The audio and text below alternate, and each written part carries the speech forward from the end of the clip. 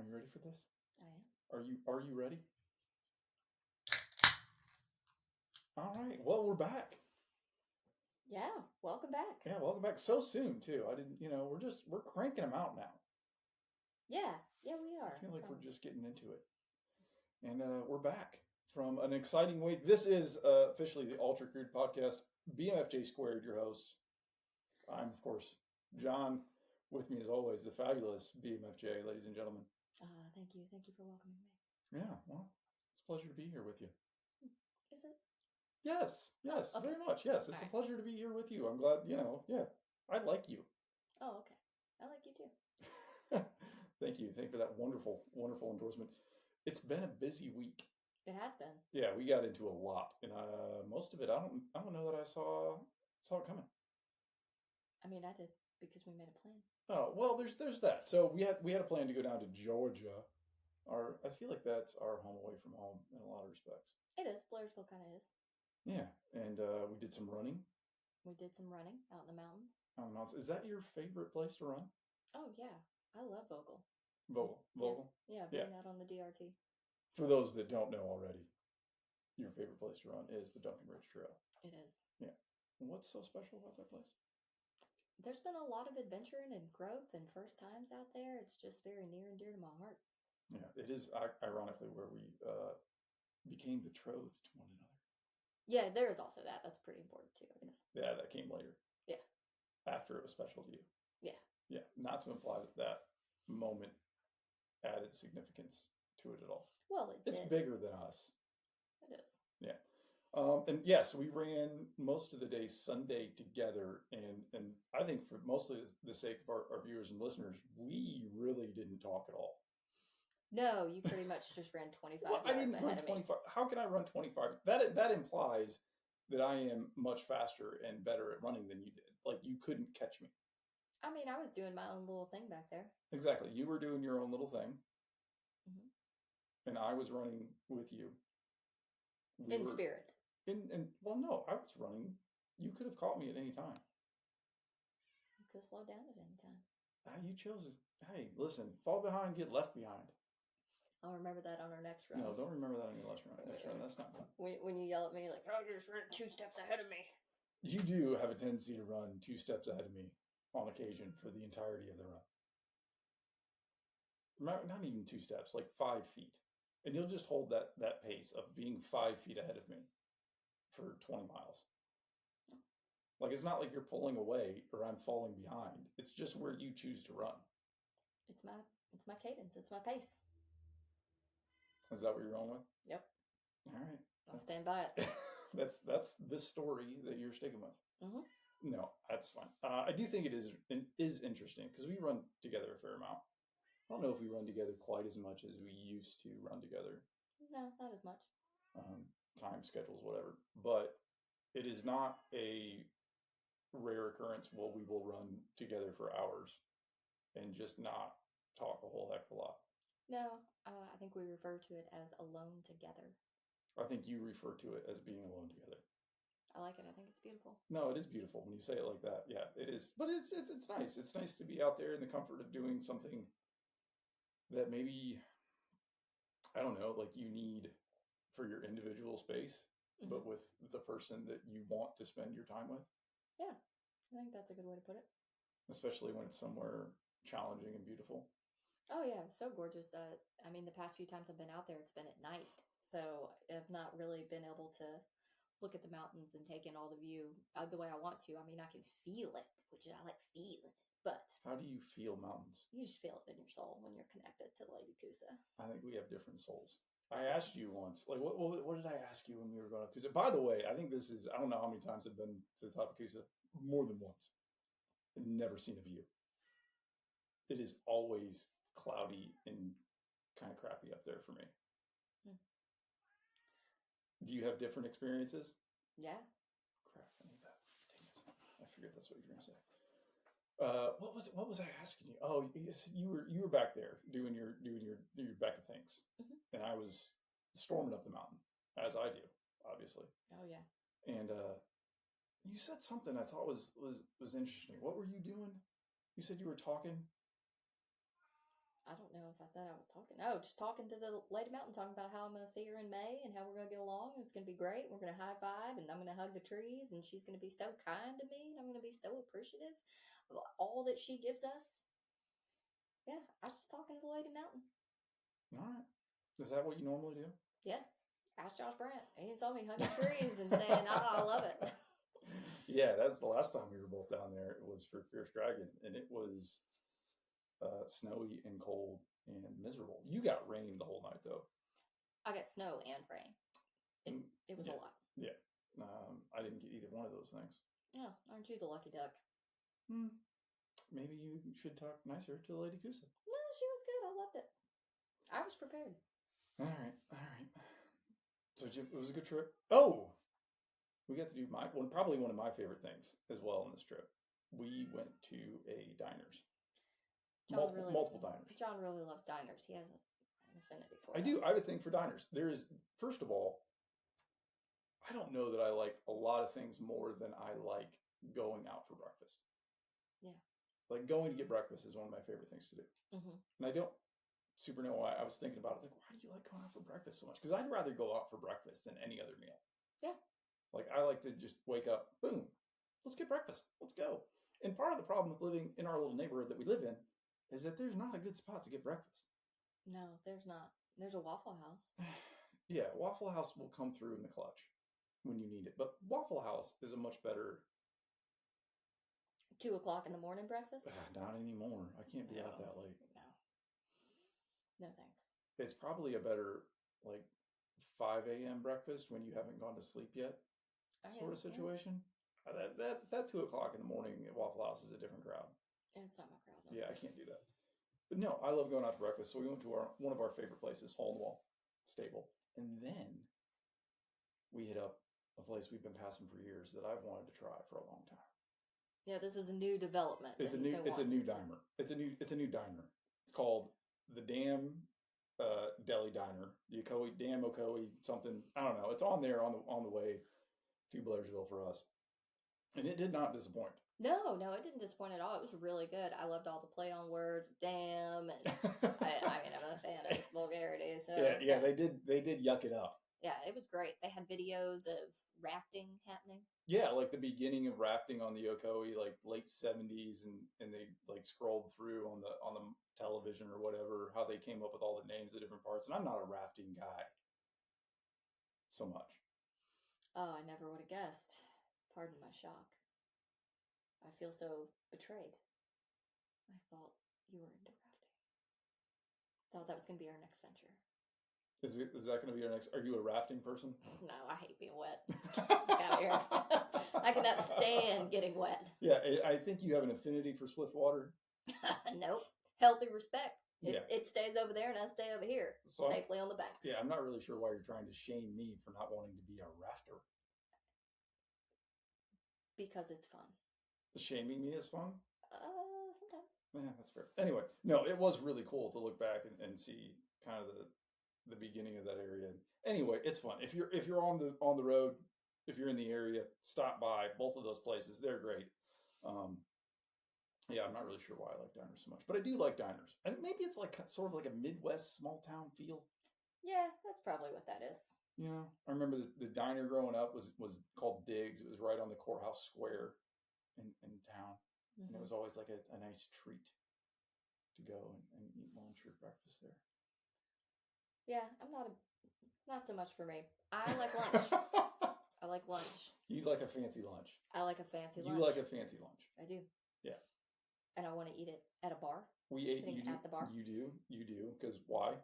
Well, because I bartended forever, and that is space. And also, you get typically you get better service sitting at the bar, especially when the restaurant is busy. If they have a designated bartender, because there is nothing worse than walking into a restaurant and them saying, "Oh, well, it's going to be a 30-minute wait." The restaurant is sometimes empty, and there's 3 servers.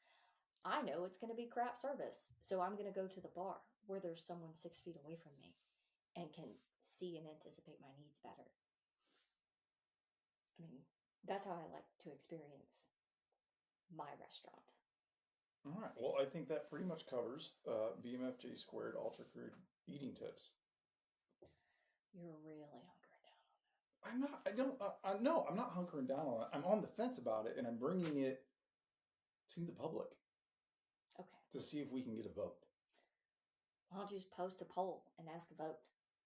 I mean, that seems reaching. Oh, okay. I don't want to be reaching. I just Okay. kind of want it to happen organically. Oh, okay. If that's all right. Yeah, keep it up. Let me see if I can get this going on here. All right. This is not working out. We're gonna have to slouch a little bit, but that's okay. What also before we left town, we went bowling. Yeah. Yeah, we did go bowling. Allie wanted to go bowling. It was Valentine's Day. She was pretty excited about that. Hadn't been bowling in a long time. It's been years since I've been bowling, and I don't know that we're quite to like this is our second hobby yet, because mostly all we do is run. But the bowling was a nice change to go bowling. It'd been a while for me. You are, I don't want to say you're an avid bowler, but you certainly will bowl. Oh, I enjoy bowling. I'm all for bowling. I used to be in a bowling league. You could probably rope me back into one. I'm not saying I'm good. Once upon a time I was actually pretty good. Once upon a time. But now it's, What do you call pretty good? What is a pretty good bowler? I'll consistently bowl to around 200. I would say that's pretty good. Yeah, like that's pretty good. You had a string of picking up a spare for like I don't know 6-7 frames in a row. Is that your spare dance? That's my spare dance. Some people got a square dance. I got a spare dance. Yeah, you didn't see that coming. Ha ha. No, I don't. Nope, I didn't see that coming. I didn't see you explaining it quite that way at all. Good to know I'm full of surprises, baby. Keep you on your toes. I was pleased and I was surprised with the bowling, quite frankly. And I'm gonna have to fix this. Oh my gosh. It's okay. Everything's fine. Jon was supposed to do all of this stuff before we got started, but apparently he did not. No, he did it. It's become weekend, and that's fine. We're listen. Everything's fine now. So I had this thought. I bowled like a 150 or something. Yeah, somewhere around that. Yeah. I think 148. Yeah. Was my high score, which I got to be honest, I'm pleased with because I don't. That's probably the 6th time I bowled in my entire life. That's pretty good. Yeah, not bad. And I was kind of looking around, not for nothing, seeing all these people. Now, when you bring luggage to a bowling alley, when you've got several bags and equipment, and you've got things going on, I'm going to think you take bowling pretty seriously, and should be a pretty good bowler. No, you don't have to be good if you have your own bag. You've invested in it. Well, no, you just don't want to keep sticking your fingers in the holes that other people have been sticking their fingers in. Hey, listen, that's a good point. Yeah. Like, no, I appreciate that. Yeah. So, well, this actually is probably why bowling for me is difficult. You're aware, but I do have irregular thumbs. You do. Which means I love that you're putting it out in the universe like that. Yeah, Tell everyone about your thumbs. We have to talk about thumbs. But no, it honestly, it makes finding a public use bowling ball a little difficult. Yeah. Because it's hard to get a good bowling grip. Now, I think if I was to invest in the personalized equipment, that how much work would it take to become a good bowler? Probably not much. Yeah, not much. I don't know that 4 strikes is a lot of strikes to roll for a never bowler, but that's like half of them. Yeah, it's pretty good. That's not bad. Yeah, and that's just me with a ding duck ball and bad holes out there. I'm not doing any of the fancy things. These guys are hooking it and spinning it and doing all these nonsense, and I look over and they're still low hundreds over there. They're not picking up all the spares, and they put in a lot of work. Listen, not everyone can pick up spares like I can. You are the spare queen. I don't know if I like that. Let's not call you the spare queen. Yeah, we'll just stick to the mayor of the Murder Mile, sacred midwife of ultra running. The spare dance is fine though. You can bring that back anytime. I'll keep the spare dance. Yeah. So bowling. I'm probably not going to work towards bowling. Although I like to work at things that I'm not good at and get better at them. Is bowling the next thing I work towards to get better at? That's why I started baking bread, because I was garbage at baking bread. Is that why, or is it because I wanted to make bread? That's because you wanted to bake bread. Yeah. But you did get really good. I don't know that I got really good at it. You I got pretty good. did become better at it, and I was able to make a delectable loaf that I would share with another. Yeah.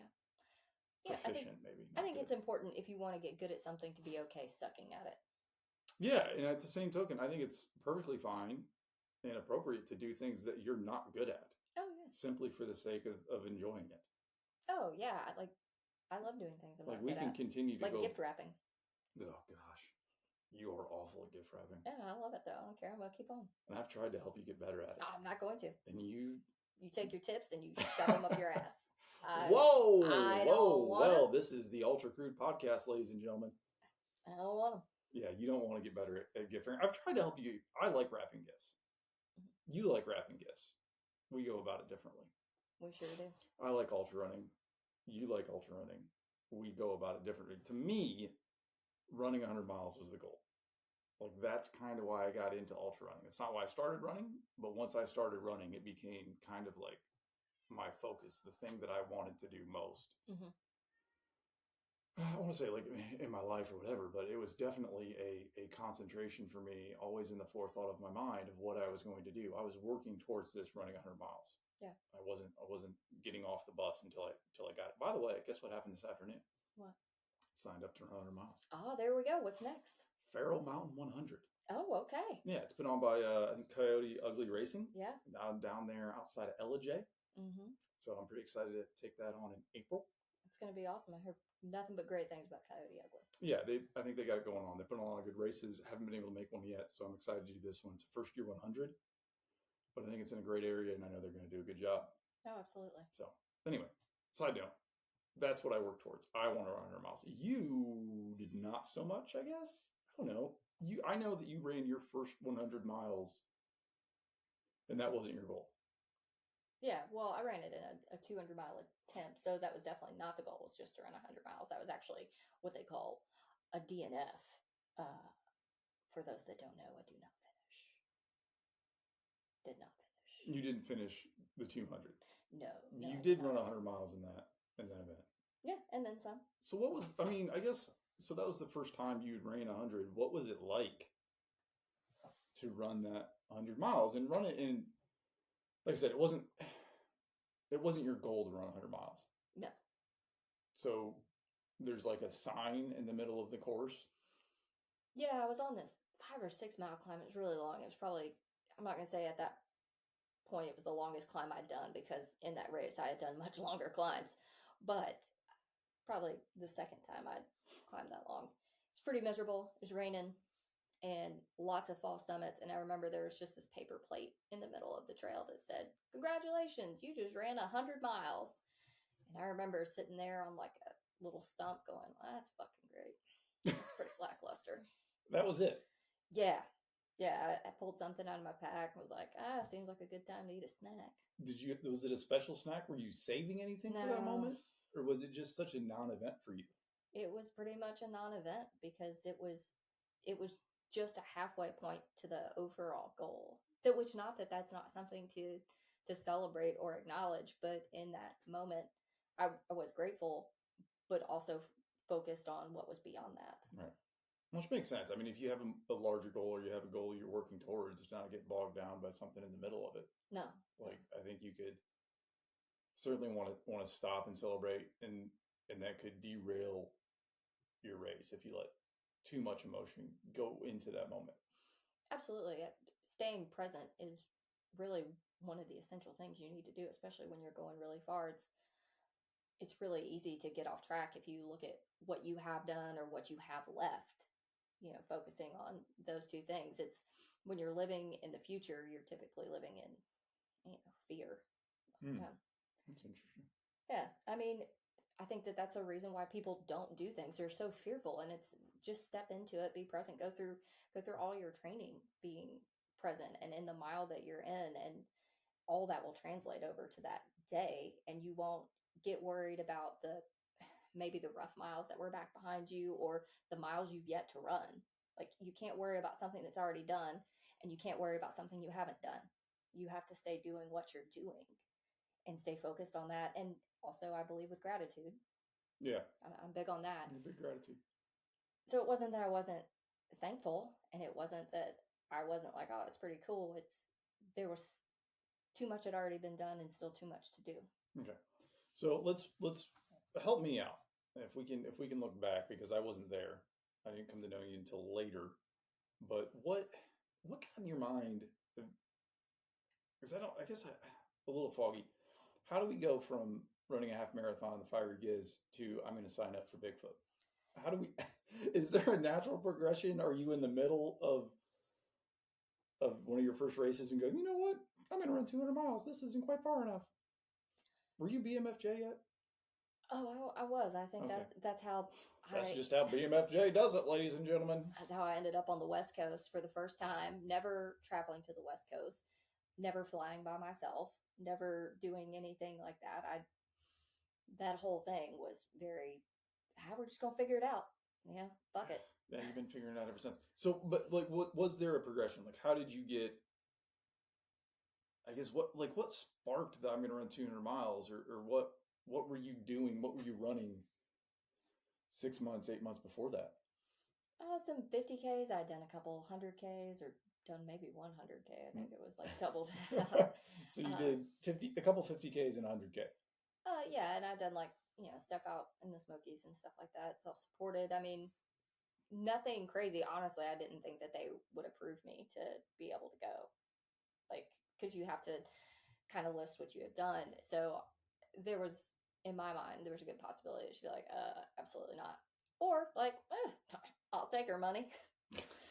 So I put that in, and she let me in. But I can say the moment I decided to run, I was actually folding laundry. I was watching YouTube videos, and I saw the trailer for Bigfoot 200, and I went, "That looks incredible!" Like it just blew me away, and it moved me. I'm big on like feelings. I have to feel something if I want to do it. That's kind of how it's how I get led to doing certain things. I remember watching the trailer and I just got like teary eyed, like I felt something pulling me to it, and I was like, "That's what I'm going to do. That's it." And 200 miles seems so far outside of what I was capable of. I knew I could run 100 miles. I know I hadn't done it yet, but I knew I could make my mind up to move long enough. Not saying it would be fast, not saying it wouldn't hurt, but I was like, that's within my realm of capability. Even though I haven't done it yet, I trusted my body and trusted my mind enough to know that I can do that. 200 miles, and especially something that remote and all the things that go into it that are so far outside my wills. I had no idea what I was getting into. I was wildly unprepared for what I was getting into.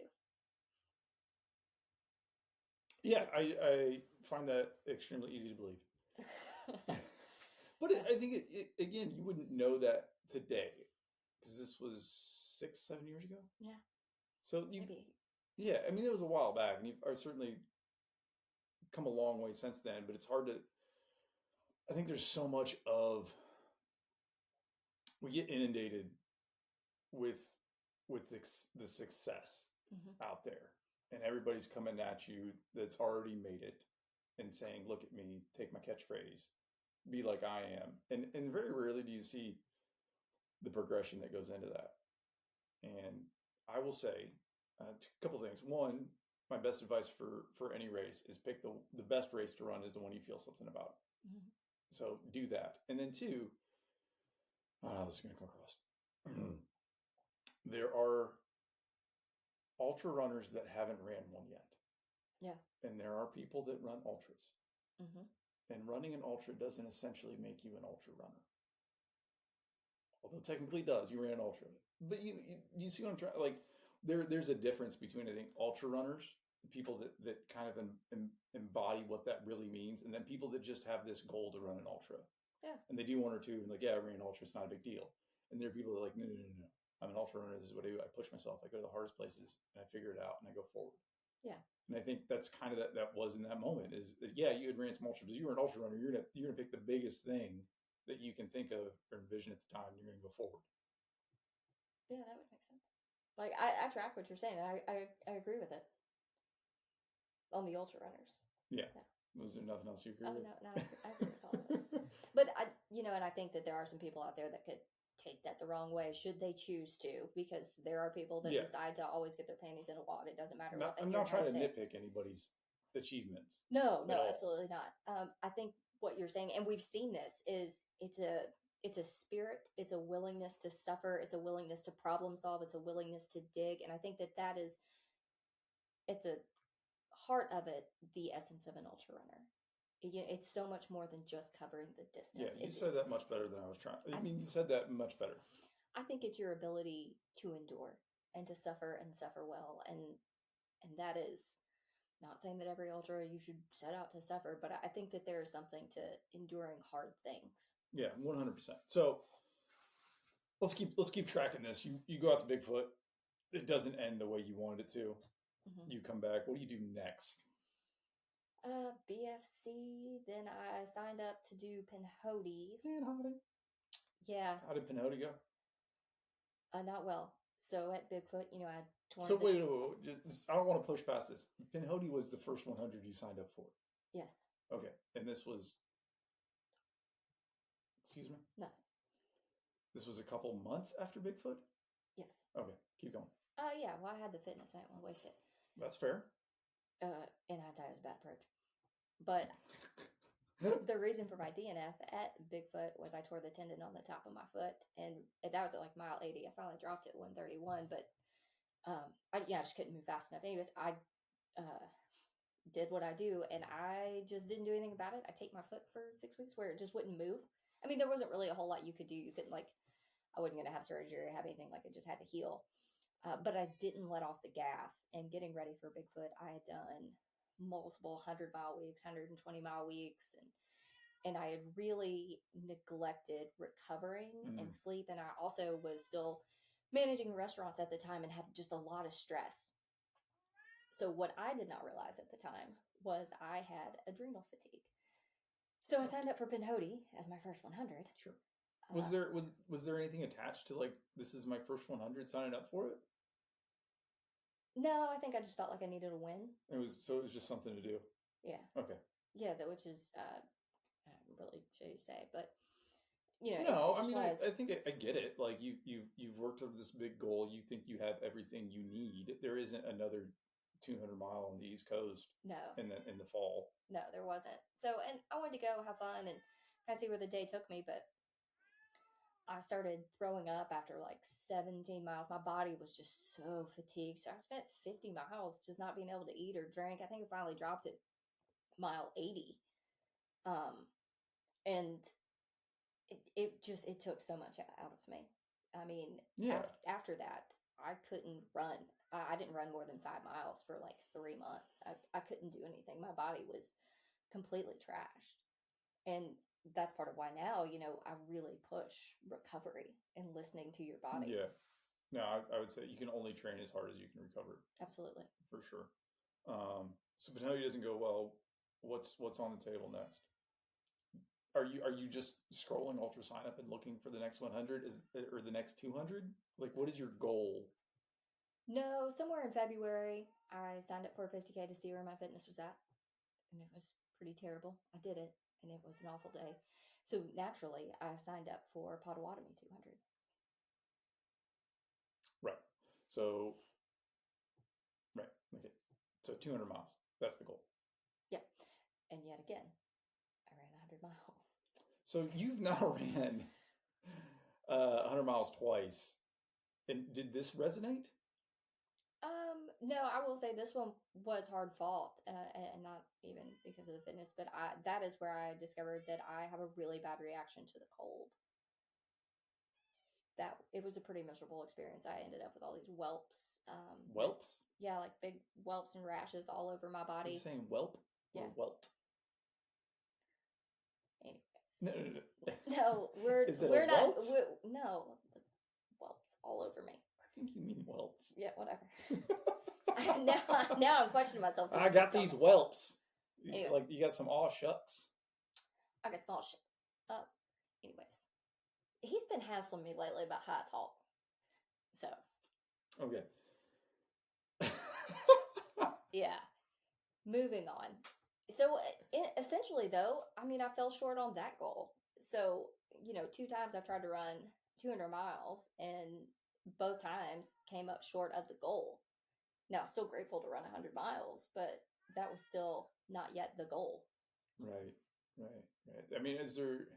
I don't know. You've got to feel something good or bad emotionally about that, mentally about that.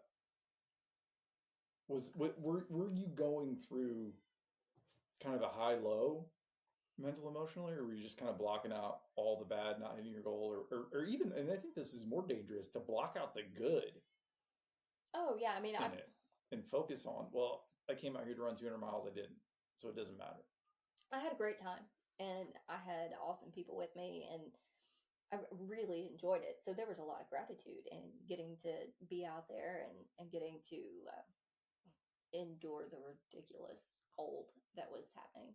But I'm not going to say I felt anything negative about it, because I believe it's all just a process. And my self worth and my identity is not tied to what I am capable of or not capable of. So, and I think that that's a trap sometimes runners can fall into Oh, for is, sure. Yeah.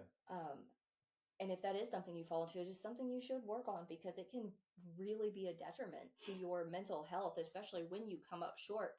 Um, I am very grateful for everything that's been instilled in me over the years, by my mother and doing sports to. Yeah, Susie isn't going to let you sulk. No, God, no, you ain't sulking. You might not be sulking, and she's going to give you a reason to, and then not let you do Yeah, it. that's a possibility. I wouldn't rule it out. But I didn't feel, as I said, I didn't feel some kind of way about it or anything. I just was like, okay, well, you assess, you analyze, and you move forward. It's all feedback, good or bad. It's feedback in what you're doing physically, mentally, emotionally, nutritionally, hydrationally, how you adapt to the different terrain and stuff that's out there. There's so much information you can take in, and if you look at it, you can put together a way to be successful the next time. So look at all your shortfalls, or what you didn't see would be an issue becomes an issue. And I did not foresee cold weather being an issue. um, and you can find out how to set yourself up for success the next go around. Okay. So we've learned some things. We've had it was I guess was running 100 miles easy? No, it's never Okay. easy. Just checking. Well, you don't know if you're out there to run 200 miles. Are you breezing through the first half of it? No, Okay. no. I mean, it's never easy. It never feels good. Sometimes some miles feel better than others, but. All right. So you got another 100 miles on your belt. Mhm. Where are you going from there, Miss Jones? I took a few months to kind of assess, heal, get back to training. Then I did the Wonderland Trail, me and 3 other people, which is 95 miles around Mount Rainier. So not 100. Not 100. We're keeping score at home. Yeah, not 100. Just shy. 26,000 feet again. We did kind of what the ultra runners do for the challenges, 3 days, because Wonderland is beautiful. You don't want to run through the night. You want to see everything. So It's like a stage race. yeah, but it's self-supported. Now we lucked up, and one of the guys that was with us, his friend, was a photographer and a hiker, and so he didn't go out with us during the day, but he basically set up our camp at night. So when we got done doing the Like a 30, Sherpa. yeah, he pretty much sherped for us. Not bad. Yeah, it was a great deal. Seems like it. Yeah, I mean, but those are long days. You're putting in 10, 12-hour days, carrying everything on you, filtering all your water. I mean, it's a pretty slow moving day. It was tough, but got it done. It was beautiful. It was amazing. Really want to go back and do that again. But even still, that was a bit of a kick in the mouth, because it was hard. And I was definitely I was the weakest link. I mean, I was at the back the entire time. And so they would get to a point, and then they'd stop and wait for me to catch up. So they've been sitting there 3 to 5 minutes. And by the time I get there, I'm like, all right, we can go, and then push on.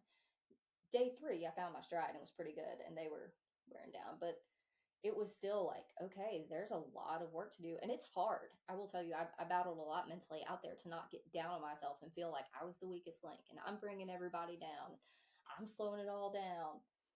So having that like day 3 of feeling pretty good and everybody being like, all right, I'm feeling a little tired now, was like, oh, all right, maybe I can still do this. Getting up there. Yeah, I'm late in the game. Put me in, coach. Fourth quarter comeback. Yeah, pretty much. But yeah, it's still, that was a lot of feedback that I needed. And it was also a bit of a confidence builder as much as it tried to rattle me that, like, hey, you can do hard things and you can cover long distances over incredibly remote terrain. So is this giving you kind of like this realization of what you want to do? A little bit, yeah. Okay. Is this becoming the new goal, just doing hard things?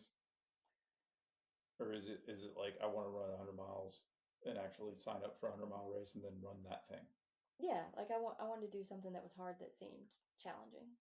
100-mile race that seemed Okay. like a man, that was hard. All right. So what are you signing up for? Did scratch that itch? Well, uh, Cruel Jewel was the goal, which I signed up for, but I also Now is signed that hard? up. I mean, I don't know. I've never ran Cruel Jewel. I've been there a couple times, and maybe not everybody knows what that race is.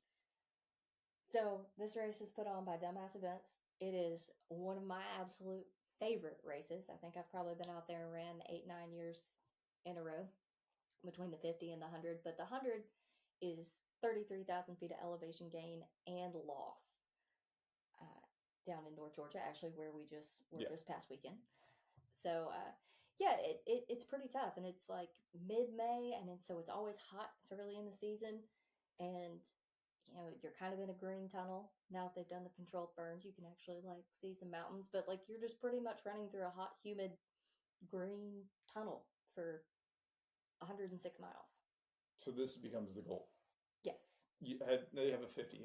You've done the 50 a couple times before this? Yes. So you know what you're getting into. Yeah. The 50 wasn't hard enough. It was hard enough, but I'm dumb. But not hard enough. No, I remember my first time running the 50. I linked up with some people and we decided we would all stay together. That which I have some stories for stuff like that, and that either works out really well or not well. And let me tell you, that was a long, long 56-mile run. Yeah, although I'll say, like, not a bad race to partner up with somebody on, though. No, it's not. But sometimes things can be pretty challenging when they take longer than you expected. Yeah, it can also be real challenging if it's real dark and real lonely. Yeah. It's all a matter of perspective. Yeah, so you gotta take that for what it's worth. But I do remember my first time out there, I was watching the 100-milers come down the road, and they just looked like they were on another planet, just fucking wrecked. Just wrecked.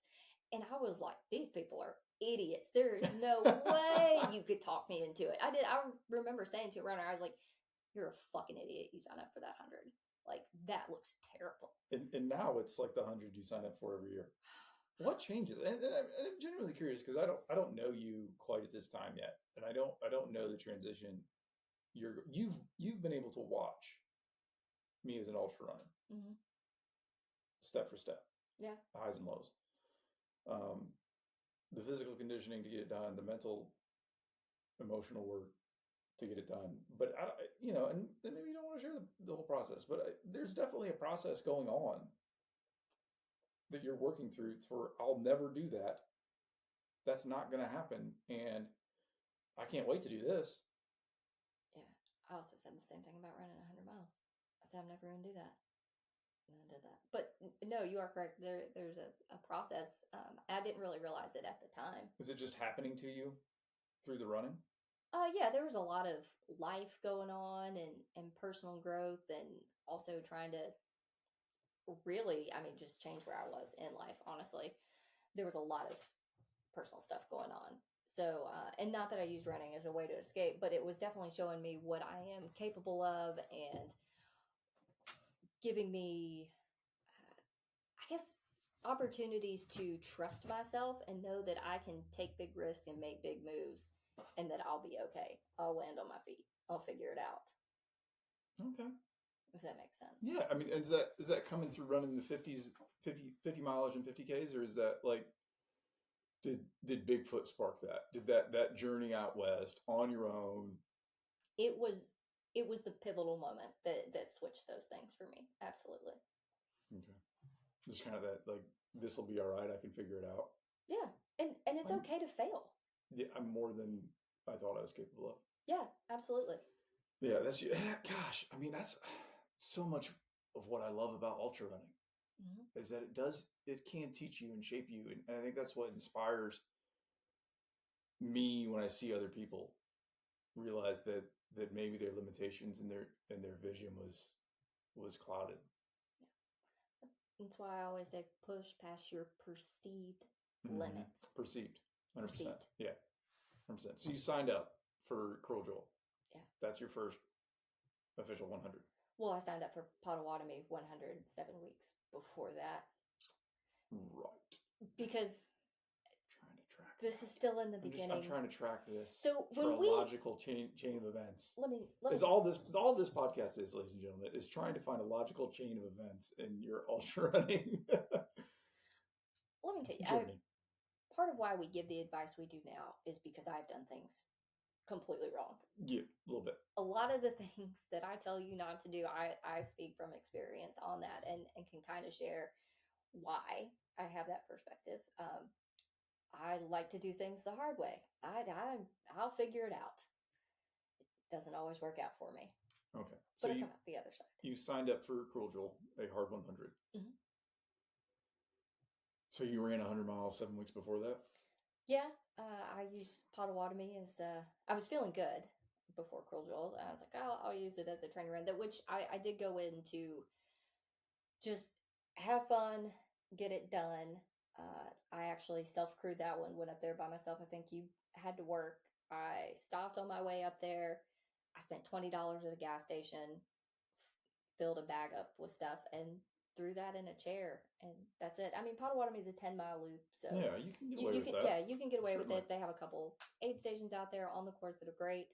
10 Junk Miles does an aid station out there, and it's always a good time. There's tons of support. Flat course, pretty easy. No. Weather's good. Weather's terrible. Okay. Weather's terrible, and it is deceptive. It has about 10,000 feet of gain total, I think. No, 15,000, because it's, I can't remember the numbers. Anyways, if you hadn't brought it up, I would have been able to remember it. Yeah. But anyways, it's deceptive.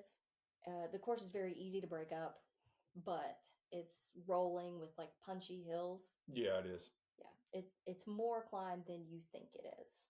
I will say that. Well, it's steep climbs. I mean, that's that's so much of what's out there is just, you got to look out for these. Any hot tips from Ultra Crude: if that course route is around a lake at all, they're going to be short, punchy climbs. Oh yeah, it's going to be, at least in this region of the country. Yeah, around here, absolutely. It's a rolling alongside that really, it cumulatively takes a toll. Yeah, and not a heck of a lot of gain on that course, but you're going straight up for 10 feet. Yeah, straight up. Just over and over. Yeah. So you got that one done. You nailed it with your gas station food in the chair. I did really good for 90 miles. The course got really sloppy, as it does. I mean, it just becomes a mud fest, and staying upright. Do you like a sloppy course? It has its place. Okay. I like to call it character building. It can be. And this certainly was. We had these huge storms roll through. I actually took a nap in the middle of the race. I slept for like 2 hours because these big storms rolled in. Nap. Yeah. In the chair with your gas station food? Not in the chair, in the car. Okay, just checking out. Hey, I don't know. There was a lot of lightning and really bad thunderstorms. If there's lightning, don't sleep in the chair. Yeah. So, I woke back up when the sun came up and got back after it, finished my last 20 miles. But that last 10, I mean, it was so bad. And there were spots where the mud was like halfway up my shins. And yeah, you really were just sliding down hills. You might as well just get down on your butt and go. It's kind of like mud surfing, I guess I'd call it. And I remember crawling up one of the hills towards the end. And for every 3 steps forward, I'd slide 2 steps back. And I just remember finally like crying, just like, oh my God, I just want to be there. I knew I was within 2 or 3 miles of the finish. Right. And I was just, I gave in and I stopped being present, and I just wanted to be done. And I just cried. I was like, this is so freaking hard. I'm so tired of this mud. I'd just been battling it for like 17 miles and plus all the mud that was before, but it was worse now that it's stormed for 3 or 4 hours. And oh my God. But then I saw the little frisbee golf thing, which means you're about at the end. I got to the top of the hill, saw that, I was like, oh God. And then I knew I was about to be done. So it went well. I did get second female at that one and got it done, and then hopped in the car and drove 8 hours back. after that. As one does. Yeah. But I will say it was a great success in running with gratitude. I really had the best time out there and really worked on my mental game and just staying present and staying thankful, and no matter what happened, just laughing, not being frustrated, just feel like this is so ridiculous. How awesome is this? We're so blessed we get the opportunity to be out in this. Yeah, if you do find yourself on a muddy, sloppy course, you can't be mad at it. No. You got to enjoy that. It's a waste of energy. Yeah, 100%. So, you're ready for Cruel Jewel at this point? You're ready for your first goal 100? Yes. I was pretty excited. In that, like, do you think you needed Potawatomi to get ready for it? I do. Like that mental process? I did. I needed a mental win. And physically, getting it done. All like, I don't want to say that I'm not grateful for that and that doesn't matter. But to me, being able to move that long and stay in such a good place was really important. Yeah, I mean, and for sure, I think you were going to move a lot longer out of Cruel Jewel. I come along for this ride. This is my first crewing you experience. Yeah. I remember the energy you had at the start line. You were in full BMFJ mode. You've got your gold snakeskin fanny pack on and you're doing your little dance. There's like one of my favorite pictures of us is like me saying, "Hey, come over here for a minute." And you were just doing this little dance you do with your arms out. My little let's do this dance. Yeah. Is that my spare dance? No, it's a different. No, it's a different dance entirely. You just got this move, and so yeah, I don't know. Like I remember the finish of that race. There were some shenanigans that occurred on the crew side of that race. Oh yeah, y'all had a big time. It was a big time. I mean, I had a big time until I didn't. Oh goodness gracious! I think at one point you had 4 different drinks in your hand.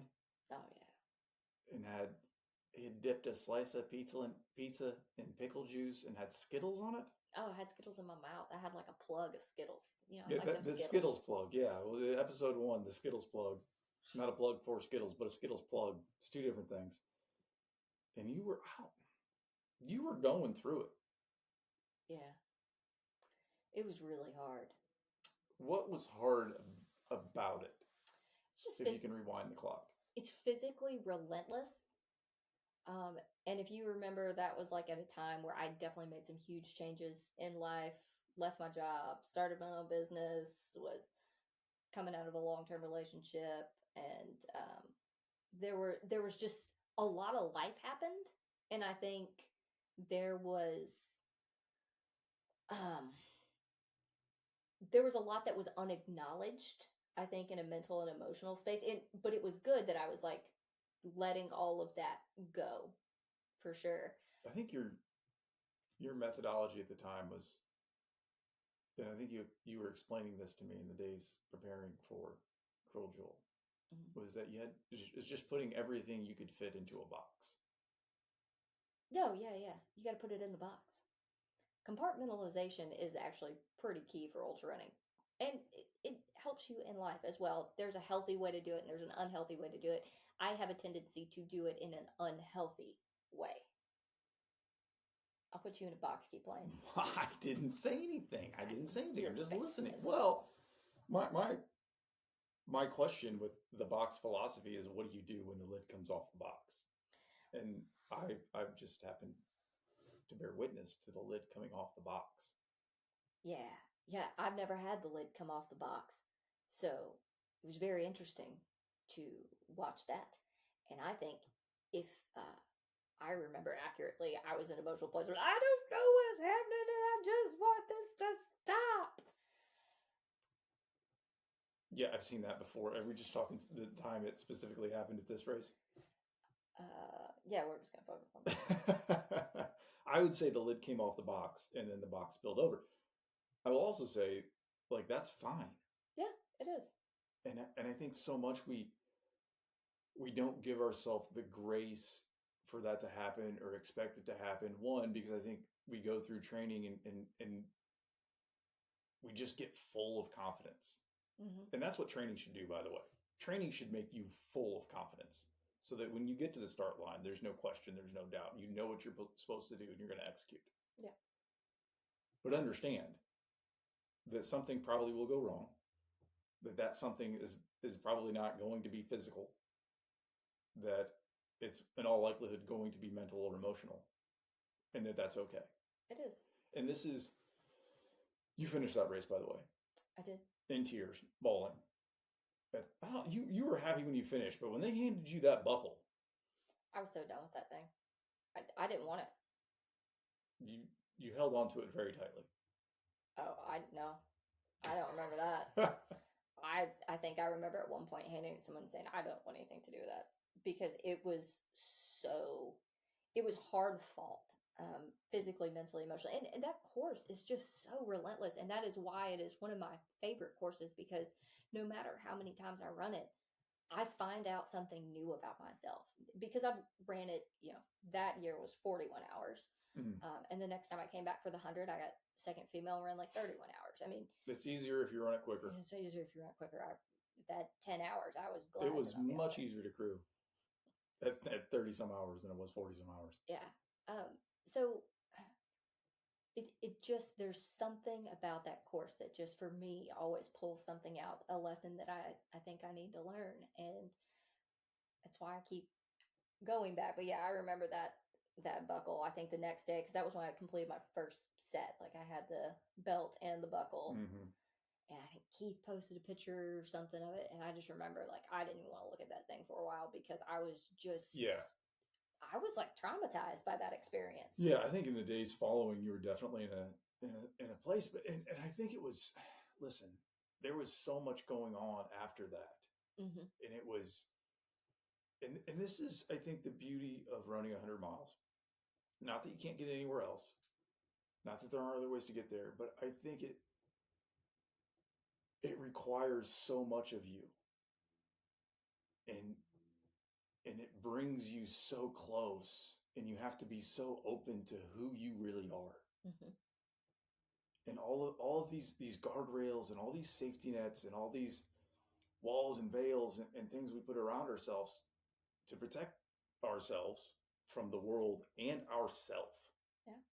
That you're so physically tired, you're mentally exhausted, you're emotionally on the razor's edge, that it breaks all that down, and you just get really close to who you are. And I think when you get close to that point, when that razor's edge or the facade is so thin that you can really see yourself, it gives you a lot to deal with. Oh yeah. And that can either be a really positive thing, where you get this affirmation of not what you're capable of so much, but who you are and how you handle it. Or it can have this kind of gut check moment where you deal with what you're capable of and then have to balance it with who you are.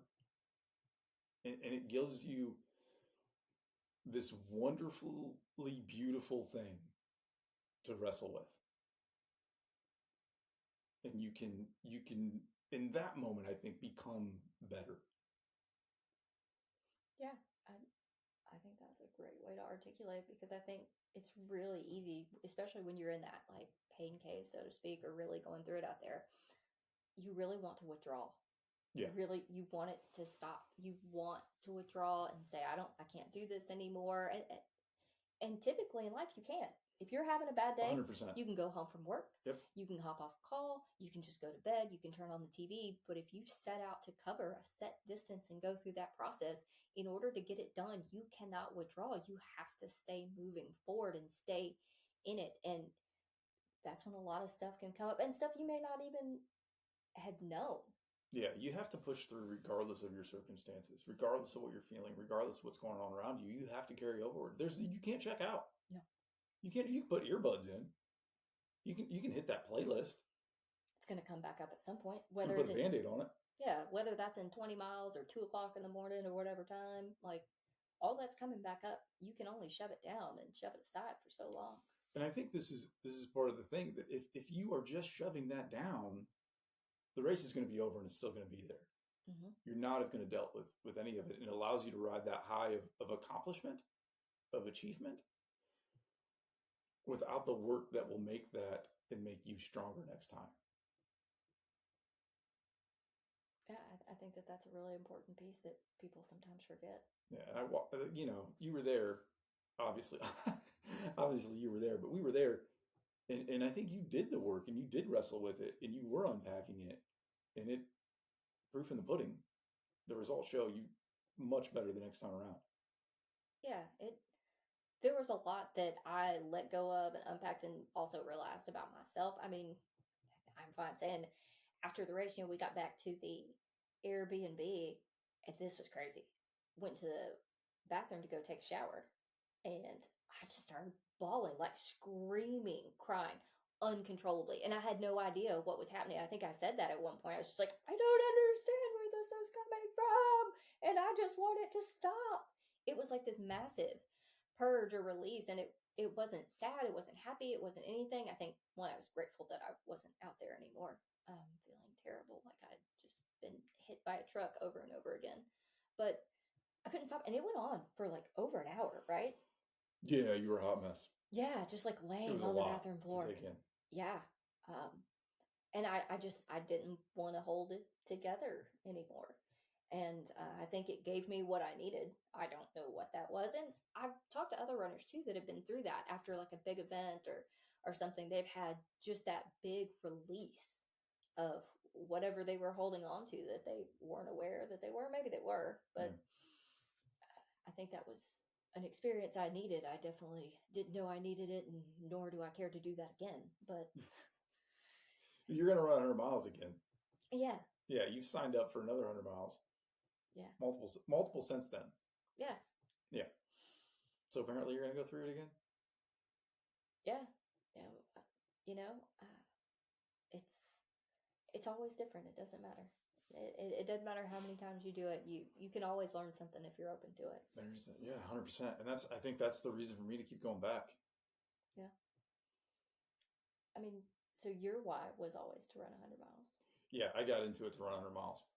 100%. And that's still it for me, is running 100 miles and being in that, I don't know, we'll call it the exposure zone of who I am. Yeah. And continually becoming, you know, the version of myself I want to be, the best version of myself, you know, physically, mentally, spiritually capable of doing that thing. And it's taken a lot of me to get there. And it's been a longer journey. But it's lessons learned along the way of just continually getting better into that point where today that's still the goal for me, of running 100 miles. Yeah. As evidenced by signing up for my next 100-mile race. That's right. Which is funny because when I finished my first 100, the unofficial Falcon's Fury, I wasn't sure if it was worth it or not. And I guess we'll find out and do it again. What's the goal for you?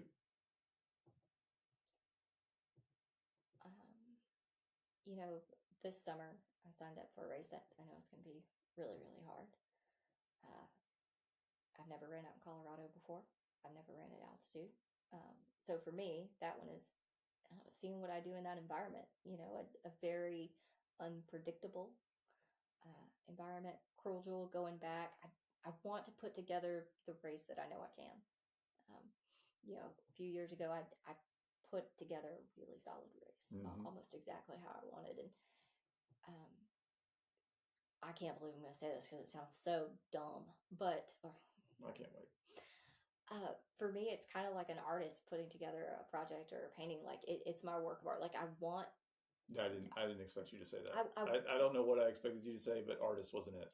To me, when I visualize it, I have all of these pieces in front of me, and can I put together this masterpiece and, you know, and do it in a way that I know I'm capable of, and execute in a way that I know I have the ability to. So it is really my masterpiece in stringing all of that together.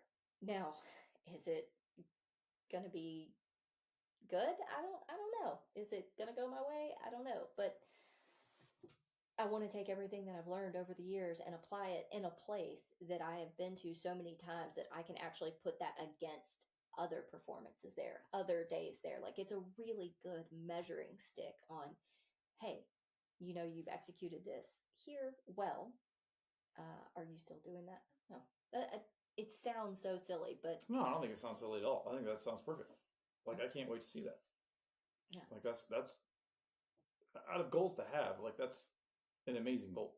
Yeah. And I say that also knowing that sometimes when you accomplish your goals, it's messy. And I think that was one of the things that no one really told me, and I didn't anticipate about when I ran across the state and doing that 600 miles. And we'll talk about that another time. But I was so upset afterwards because I didn't do it in the way that I knew I could and be the person that I felt I should be through there. It was insanely messy.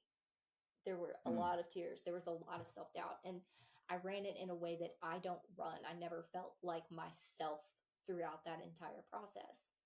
Um, and it's easy when things are messy to walk away from them. Like, and I would encourage someone to not do that. So I lean in.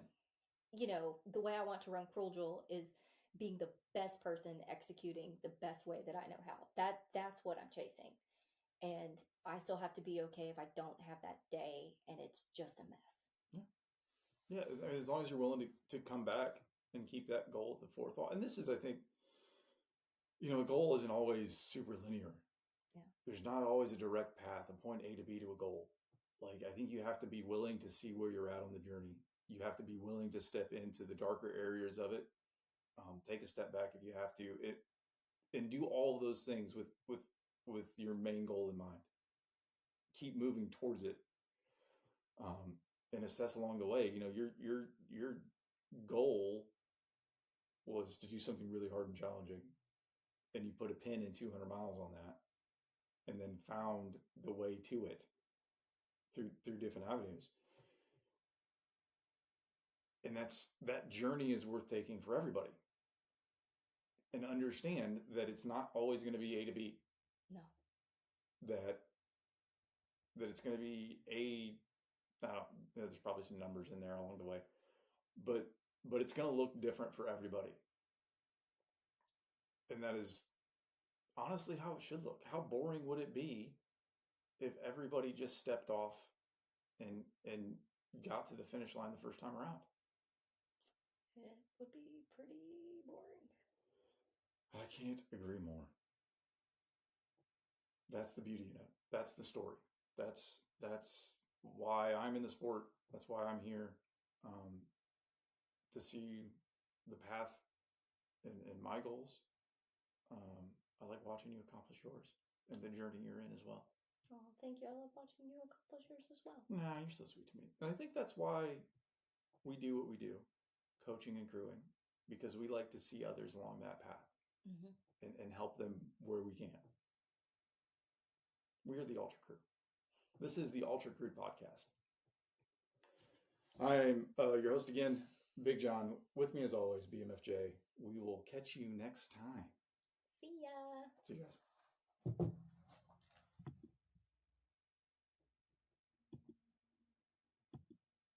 I'm going to have to fix